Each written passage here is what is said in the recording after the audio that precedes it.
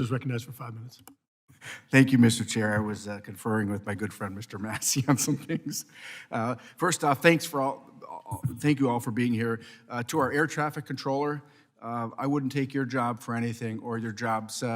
You're doing 6, 8, 10, 12 things. I come from the law enforcement background, and I know that 911 dispatchers are the first call takers that keep us all safe and get what we need going. So I want to thank you for what you and the other professionals have done, like I do always to our 911 dispatchers and communication specialists. I will also say that we've had some folks here talk about airports.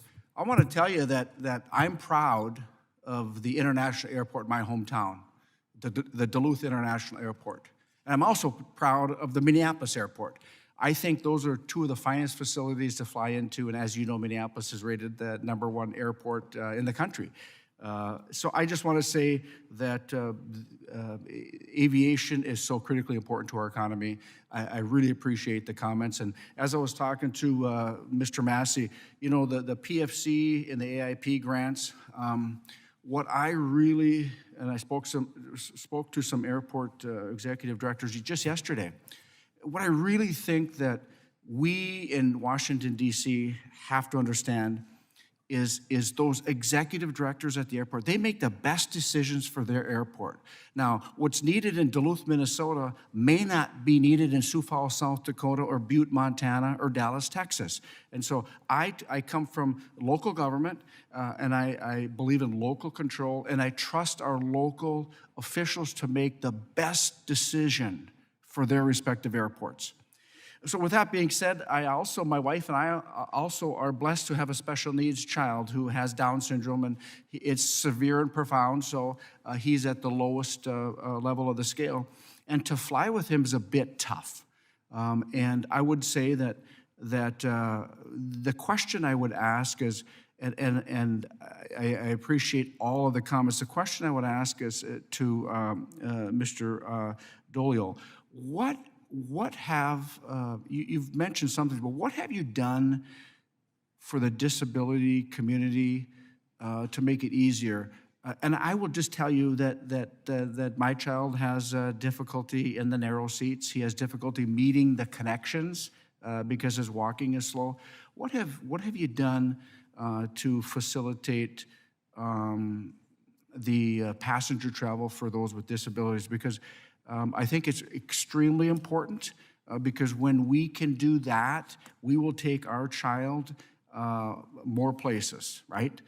Because the factor in our child having a disability plays into our decision of flying. And so could you just elaborate on that, please? Okay. I'll give you first just a real quick general on airports overall. In the bill program, the FAA's ATP component of it, Airport Terminal Program, of the funds that airports have applied for and been awarded through that program, about 60% of the projects have accessibility and ADA issues dealt with in their programs. In New Orleans, we were fortunate in developing a new terminal. Instead of modifying our facilities, we built in things that help accommodate those with disabilities, adjusting the countertop heights. The countertop heights are set. The parking positions on gates at airside is very important as it drives a slope on your jet bridges. And your jet bridge, the slope has to meet certain requirements to effectively accommodate the disabled. Adult-sized changing tables were built into our facility. Unisex and companion care restrooms were built in. Prayer and meditation rooms were part of it. We have comfort dog programs.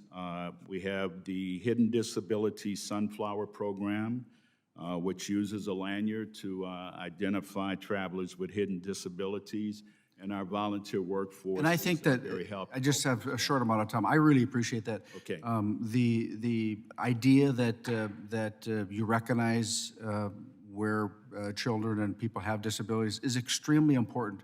We, those of us who are blessed, need that assistance from you. So I would say continue to keep it up, and I just appreciate the list that you gave us. And Mr. Massey and I will continue our conversation in a moment. And I yield back, Mr. Chair. Gentleman from Georgia, Mr. Johnson, recognized.